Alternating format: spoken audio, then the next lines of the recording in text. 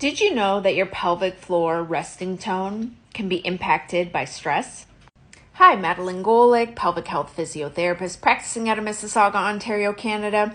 And so our pelvic floor resting tone, which just basically means the amount of tension or lack thereof when we're at rest. So like, how does the pelvic floor sit when we are at rest? And this can be impacted by stress.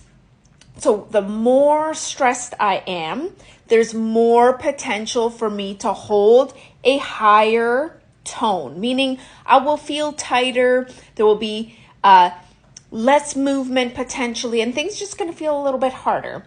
Whereas if I become really overwhelmed by stress, so at a certain point when we can't handle our stress, we start to shut down, right? Our body goes, well, we can't handle this anymore, so let's start to shut it down.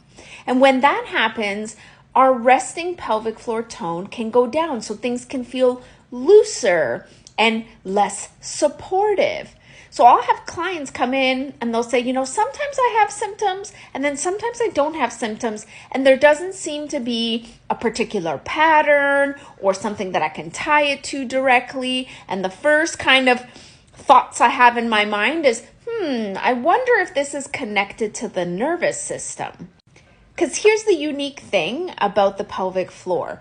We have conscious control over it, right? So we have the type of nerves that allow me to say, I would like to perform a Kegel now, and then I do the Kegel.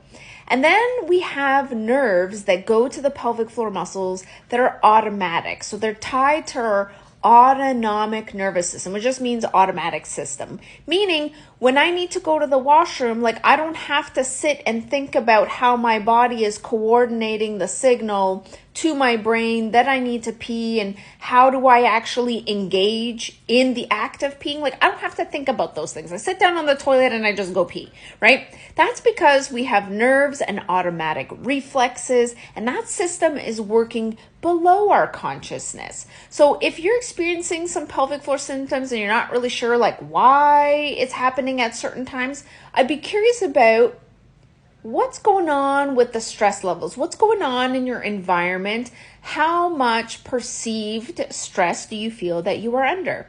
Just food for thought.